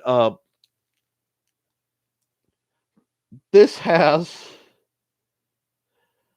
boink, this little backup knife for cutting things, which is not as sharp as it could be, but doable. The world's tiniest saw, which ironically I have actually used to get a flat cut off of something in the wild as I wandered. Happy little and see, I went to these because they're spring loaded. The scissors that everyone needs, you know. Oh, Gerbers are great, John. There's nothing wrong with that. Uh, a little can opener. I find this can opener absolutely hilarious because it's the smallest can opener I've ever seen. A reamer tool, which is another one of those that most people don't think of, but if you're this is for drilling very small holes, basically. This is a handy little tool. And then a little file guy, which it's not the best file, but it does some things. Uh, yeah, a Gerber multi-tool is great. Nick, why do you carry such a cheap and small multi-tool? Well, for the same reason that I carry a neck knife now instead of a pocket knife usually. Well, I carry the neck knife because it's the first thing that comes on in the morning, last thing that comes off. So I literally always have a knife. Nice, John. But my pocket knives tend to hop out. I tend to lose them. So after you've lost a couple knives over the years, you realize For day-to-day light grade crud jobs, something like this that I can use, moderately abuse, but if I lose it, I'm only out a couple bucks to replace it, is better for me and my lifestyle than, say, a big Gerber tool that, I can't. Yes, I use the emergency belt hole making. I have literally used mine for that. But okay, carabiner, yeah. But these are really nice. It comes in a completely terrible little belt pouch that would fall off if I wore it for any length of time, so it just lives in my pocket. But I'm going to tell you, never ever. This is me being a bit more of a bushcrafter, which I have been known to do over the years. Not so much since I got sick and I need a breathing machine, but you always want to make sure you leave the house with something that starts a fire, a knife, and some sort of light. I usually have a flashlight and my phone. I don't like to use the phone as the other. Yeah, see, John, I'm not even surprised you've lost 4 Gerbers, and because of my history of poverty, I don't think in terms of irreplaceable expense. Like if it's that costly, I probably won't get it. I mean, here's a nice knife. Here's a little bit of a pattern welded, yay. Alleged Damascus by Bar Rouse. I actually quite love this knife as a work style knife. It's a little, there's a little bit of potential slide, but I haven't had problems with it. This is a nice little knife. Uh, yeah, the ones you got, the guild members were everyone. They put holes in pockets. There must have been an edge on them because I found a hole in every pocket. I put that one in. But I've got other things floating around. Exactly. Um, the other thing, because those of us who work and make HDPE stuff, nice, nice thesis. I love the. I'm gonna randomly hit on my wife slash girlfriend slash whatever. I support that kind of public behavior. And yeah, mine's smoking hot, but she'll burn me if I use excessively. Anyway, get yourself a little PVC cutting tool. I have 2 on my desk. Let me move my sugar snap peas. Where's the other one? I know I have 2 around here. Part of the reason I have 2 is because one. There we go. This is the old classic that I've had for years and years. This is the latest model that I bought to replace it. Very similar. Uh, I think this one either came from uh, Menards back in the day or Harbor Freight. This one definitely is a tool shop model from Menards. Yeah, it's made in China. That's junk, but I can't afford otherwise, so I will not feel too bad about it. So get gear, get the best gear you can, and then upgrade later. Get pipe cutter. Awesome, because like I made all this and I didn't have to deal with sweeping up. Oh no, I think he seems a skillful flirt. I support flirts, both skillful and those who need the practice. Flirting is an undervalued art form. But yeah, so we got off topic a little bit. Anyhow, what's coming down the pipe? Obviously, that jacket's going to get upgraded. Uh, the list field out back will go through a transformation from where it is now currently a flat piece of grass to to being a functional list field again. I was going to buy parts, but I was running low on time and didn't want a hood slide in at the absolute last second. So we will see. Yeah.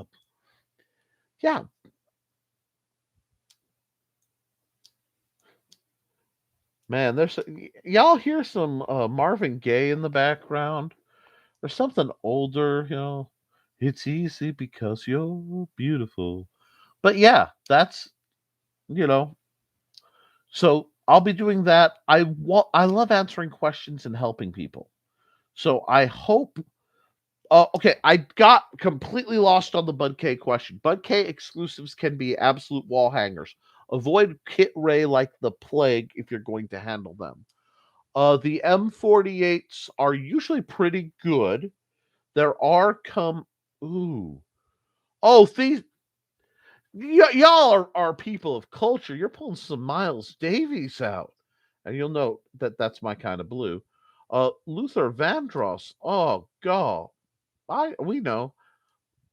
Really, John? Okay, so not bad. Not bad either. There's nothing wrong with any of that.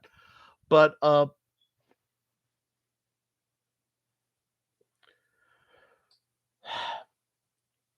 we're gonna have this was a surprising week for me. We're gonna start as I set things up and I get things going. I want to try. You're gonna get to see Nick tries to do stuff to see if he still can. Uh,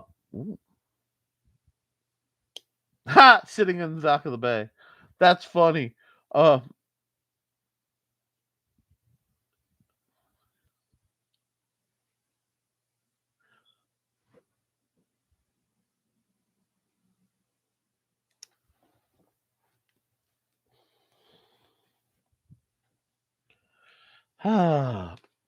anyway, I'm just Steve. We're walking that. Walking blue on green. Okay. Now he just damaged me a bit. That's why I'm walking away from it. I am walking mentally away from that. But I'll see.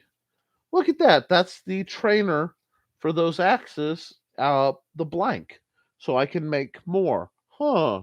That just decided to reveal itself from the pile. Oh, awesome! I respect that. That's cool. So, what we want to do is we want to focus, guys. Please. Next week I will probably focus on warm up drilling in discussion and any massive gear changes that come out. Don't forget that Dussac sale. They're going to go fast and they have a nice knuckle guard, so reasonable protection and grip retention. Oh, go. Oh, I'm wow, I'm actually having to ignore the chat for a moment because it's just keeping a straight face and a reasonable line. What is it? Oh, that's a busted sword. But you need. Y'all threw me off the rails today. Good job. Good job. Um, are there any other questions? We got about 15 minutes that I can throw at this, but I do love the reignite romance over pizza and sword mastery. Steve, I think they were talking actually romance to lead in, not necessarily the main event, so to speak. Uh,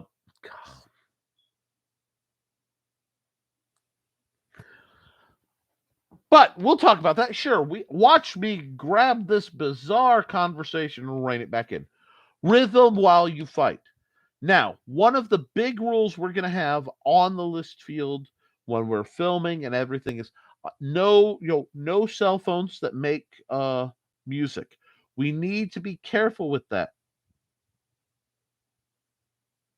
I miss John. I miss John. Uh, I miss Tommy too, but he's out of the continental states, so that's awesome. He's chasing dreams. Uh, yeah, I miss fighting with you guys. I don't know, and I'm not apologizing per se, but I'm being fair, and I simply don't know how well I'll be able to handle uh fighting. I may do quite well. I may just completely be a physiological wreck and have to sit in a chair and just talk for a while. We'll see how it goes. And that's the honesty you have to have as somebody who's doing adaptive martial arts. You have to be able to say that maybe today turns out to be a bad day, but I'll come back next week and see if it's better.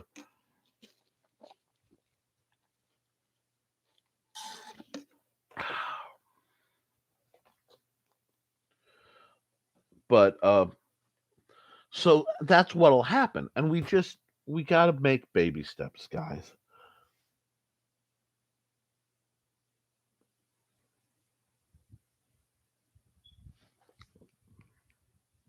Well, it's better than jumping into the shark like my D&D party. Uh, well, RPG party. Um, what my plan is to find out who all's actually coming because the people who RSVP the situation will be built around, and I don't know for that practice day if we're going to uh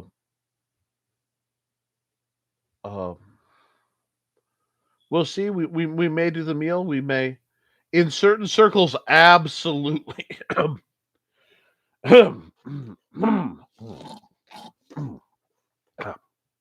Had a frog G in my throat. No, but absolutely. That brings us right back to that discussion that wanted to be had on the Zorro versus Catherine Zeta-Jones. Phenomenal. That was sword effing. You know what I mean? It's not fighting. No. Okay, wait. What? Which paint and which primer if needed? Oh God, we got puns aplenty. Puns galore. The punishment is pontificating upon us. Anyhow, yes, fi- fire and story time is a must. And if you are fighting with the right person, absolutely fencing can be foreplay. I have no doubt about that. Yes, but well, think about it. If let's talk about the intimacy of sparring. That is a thing, and that has caused tension in friendships. It's caused romances. It's broken romances. When you are fencing with someone, you're paying a tremendous amount of attention. And let's be honest, there is nothing more valued or important than attention. It's on you. But move and counter move. If you look at the steps of fencing, it can be both a dance and again a very intimate gesture. At worst, an old joke is rapiers are called rapiers because they are weapons of non-consensual penetration. Uh, so the people who think that that's not a valid weapon miss the point. And I've actually had to deal with that a lot in the past of people who do not accept that. Or it absolutely.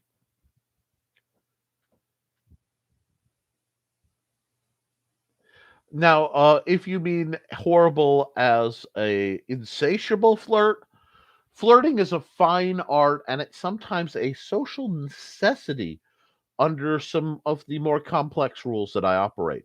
It would be insulting for me to not flirt with somebody who's obviously taken steps to look good.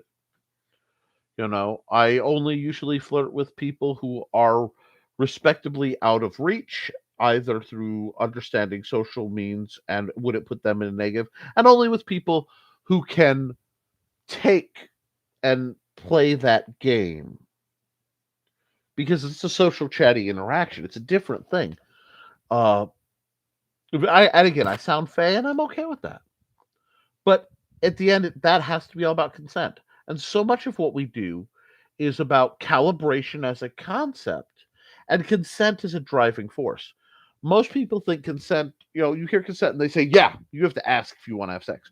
No. You need consent if you want to bring alcohol into someone's home, if you want to bring music, if you want to show a movie in front of their children.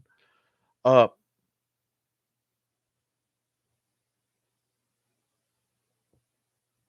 Flirting can be. It can be a mental game. It's a weapon. It's a tool. It's No, I fully understand. And the trick is to under you have to read your audience a bit. Because in certain circles, the game of courtly love, absolutely. And I just love to an extent, although some of us have had people uh build whole defenses around it, and then you just cold stare. It's like what because I know when I'm actually in the fighting mentality, and I'm not playing around, that all turns off. I don't care.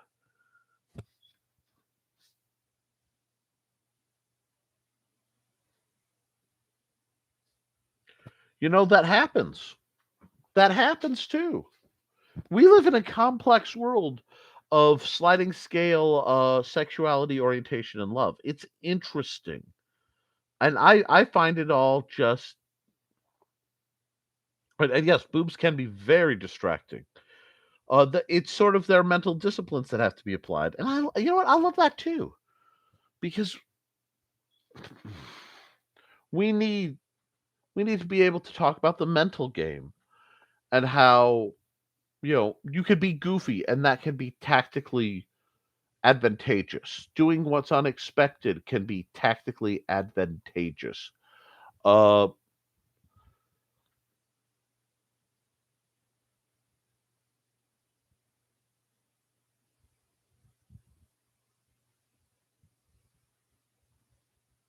I am immune to Captain Morgan. I am immune to Jodie's pitiful Captain Morgan attempt. I just said that live on TV. But I don't care. Yeah, I've had a lot of people of a female structure at one point who were sparring attempt to distract me because I'm flirtatious. But when I'm actually fighting, it's business time now. And that's just how it is. I don't know. This is odd, and I think it's something that needs to be talked. For me personally, I enjoy training and working in light sparring. I don't like driving forward for the no, Leto isn't. No, Leto isn't. But I don't like driving that hard I have to win.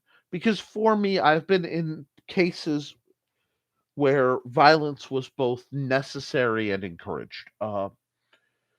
And I don't like it. I don't like actual violence. I don't like actually hurting someone. And I came into fencing not to, I'm going to get tough and be able to hurt someone. I wanted to be able to control my body, control my mind and my spirit, and kind of focus things down. That's why I didn't start out as a heavy fighter. So,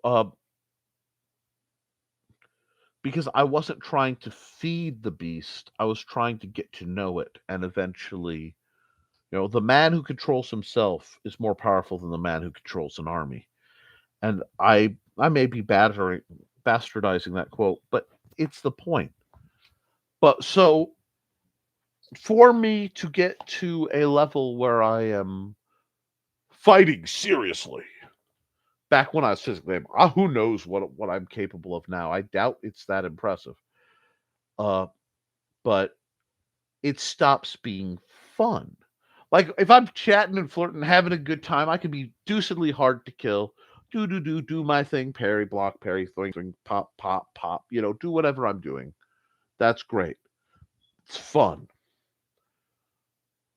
But if I'm serious, yeah, I win more. I've nearly won tourneys fueled by this is me in serious mode. But to be that, I literally have to intend harm to a level on my opponent. Either defensively because like my fight or flight has been triggered from another source and I'm just channeling it. And what happened, I found in the fencing community, was people would go farther and farther to try to poke the beast. Come on, fight like that. Fight like you mean it. Fight like I want to see what you're really capable of. And and once they had seen a taste, they really pulled on it. But that's not something I like because it's not fun.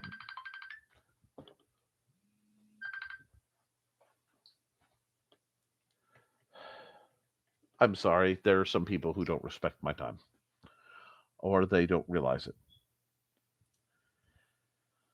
Uh, so it's about victory conditions. And I know that's a large part of why I came in second in so many tourneys.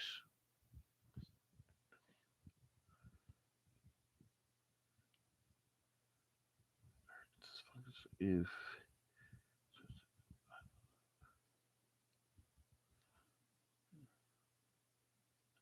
um I think tournament. Now that being said, thesis says something that now we're getting into what we should be discussing, and that's fine. Maybe that's going to be. Uh, I've never been in tournament because most imposter syndrome tells me I'm not good enough to publicly fight. There's a reason there aren't any vids of me on my channel of me fighting. I'm going to tell you and everyone out there, tournaments are vital. Okay. Now I'm not saying go out to kill each other. And a lot of it is I have PTSD. I have some mental damage. That is part of my adaptation. But you have to spar with intent and opposition. There are many, many martial arts that are practiced today that exist solely because the practitioners are taught to respond without opposition. And it's not about being competitive. Some people can be, but at the least, you need to spar and you need to, for yourself, record it. You don't necessarily have to show it. There are a lot of people I know who come out, they don't want to ever be recorded and shown on this channel, which sucks because that's content that I use to fuel how I pay for what I do for them. But I get it. But record so you can see your progress. You can see the mistakes you're making. You can see your opponent and their mistakes, what works and what doesn't. And you have to cross. Some people know, some people don't. Sword Sage on YouTube is an old friend of mine. And we used to regularly spar assorted styles. When he'd be learning a new style, he'd go out and he'd learn something I can't pronounce, certainly couldn't perform. And we would have a 3-part session. First would be the demonstration session, where he would go through his series of moves, maneuvers, etc., to show me what it was. The second would be to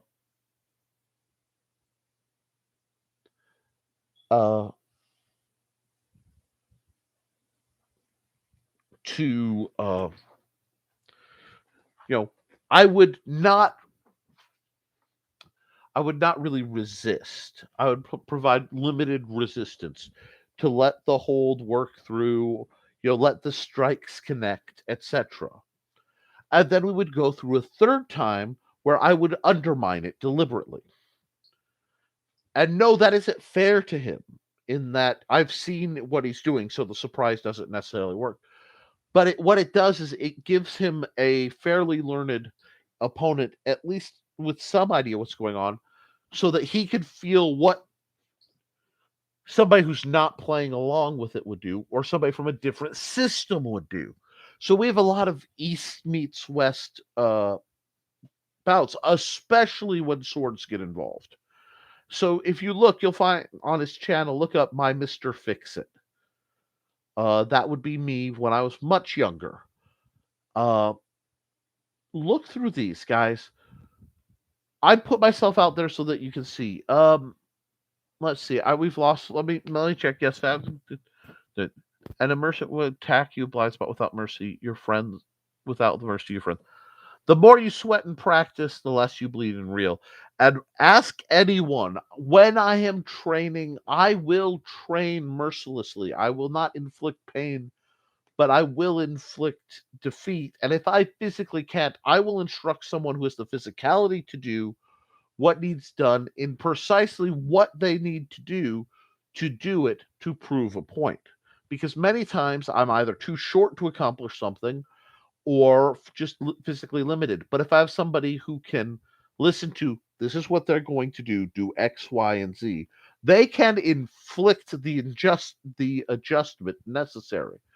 It is done out of love, never malice. And if I am mad, I always leave the field. That's one thing. If you are mad, if you are angry, that's what Appel is for. Beat on Appel, beat on drill. But there's nothing wrong with that. I have a tremendous bias against the groups I was involved with in the SCA. We can talk sometime, not necessarily here, because I don't like to air that. I want to be about building people up and healing and getting better about things, not bashing people. So yeah, I have no problem with that. Uh, and some of the Eastern dudes were really awesome, but Spar. Spar with intent. Spar against people of different styles. Learn from them. Always, always, always learn from them, guys. Because when you are sparring something that you haven't trained for, that's where you get to see is there flexibility in your system. Because if not, it's fragile and it'll shatter and you'll get owned. Uh, always, if you have a chance to spar with someone who you know is better than you and safe, do it. Pay attention and get it recorded. When I can't begin to tell you how important it is to be able to reevaluate what you actually did. Learn and fight in melees. Please, people, if you're doing Western martial arts, train from a draw. That means make yourself a frog or a sheath for your training weapon and start the match, the bout, whatever it is, with a sheathed weapon. It will change worlds for you. And train for melees. There is always another hole. Okay? Growing up, I got in a lot of fights, and my teenage years were rather violent. And if there's one thing I learned, scumbags travel in packs. And yes, Steve says extra sheathed weapons. He knows. I tell people who come to my practice after a while, carry a training knife in your belt. Because once you get known to each other, assassinations happen to keep each other sharp. Now, it is a sliding scale because some people have levels of PTSD where that would be too traumatic and could be dangerous for everyone involved. But yeah, these things happen. And training with people, one thing, training with people who are, I did a lot of sparring with intent during Bofford with lots of different styles, everything from Eastern Samurai to Human to absolutely.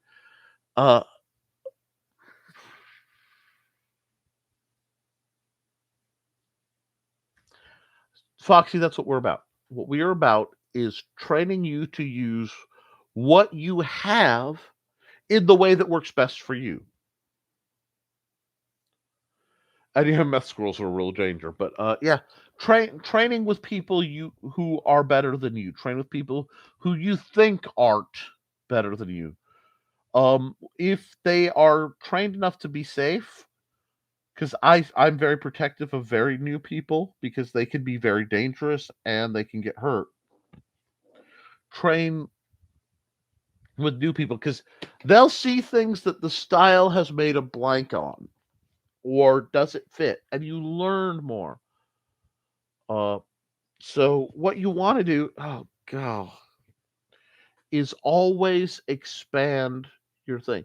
This is why I don't like martial arts dojos that only have internal uh tournaments or that only meet to spar with people of their uh system. And what you end up with is things like the Aikido guys who walked into the MMA rings and got destroyed, or the MMA guys who were devastating against one person but got completely jacked in real world applications because there are multiple opponents.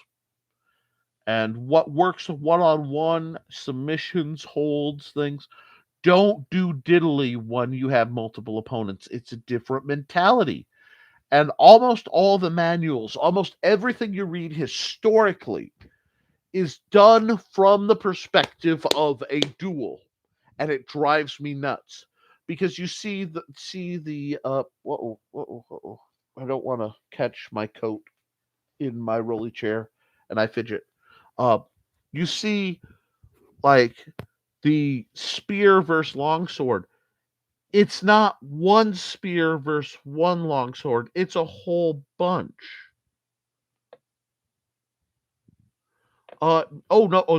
Ogre, buddy. The only reason I would willingly spar anyone was so they could defend themselves from a real opponent. That is noble, but I also know some little tiny people who I would all but guarantee would mess you up.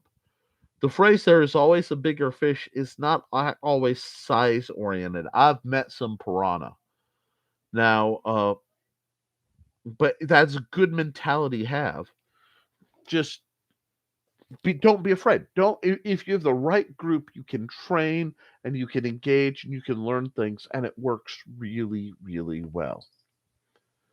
And that's what I've always tried to build and encouraged others who buy my book to build. I want to talk about the organization of a fighting organization because I've found a lot of the big groups simply don't offer.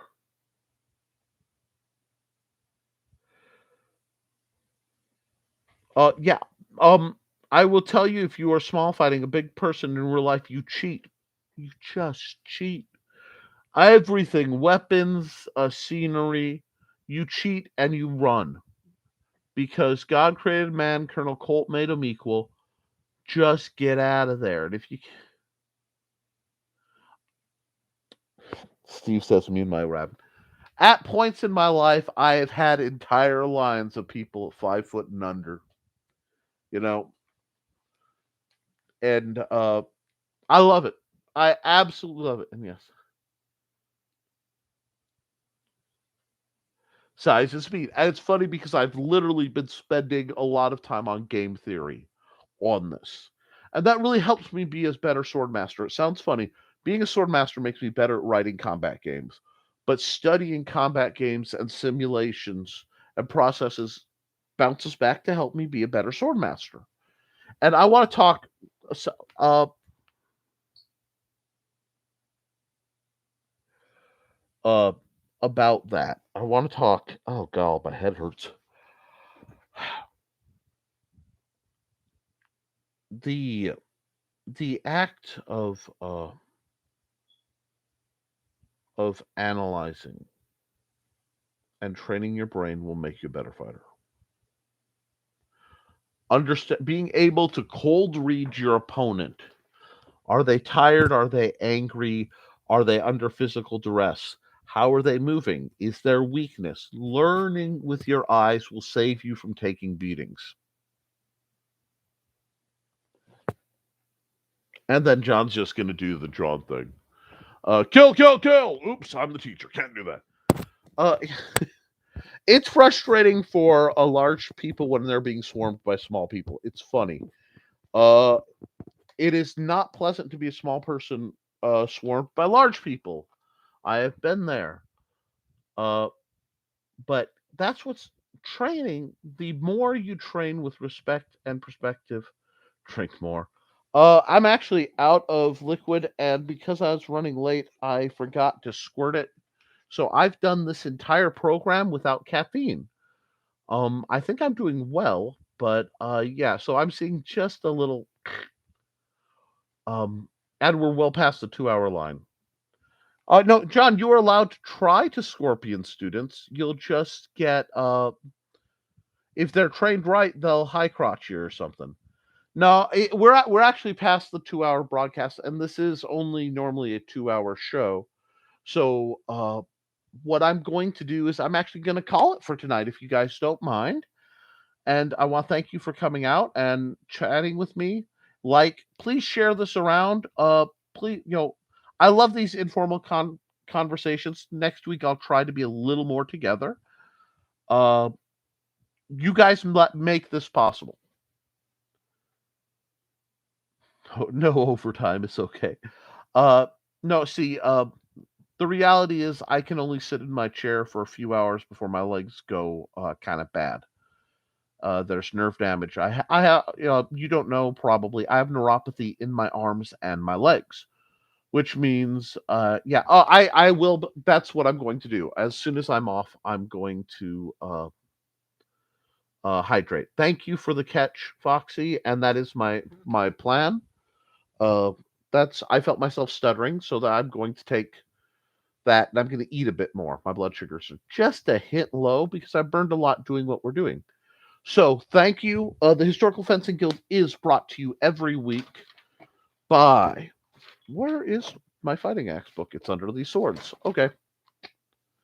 The Simple Sword by Nicholas Tockert and the Fighting Axe. Both of these are available through Amazon, and they should be free through Kindle Unlimited. If you're going to buy it, please consider flipping through it free through Kindle Unlimited, because that double bills them, and that gets me a little more money.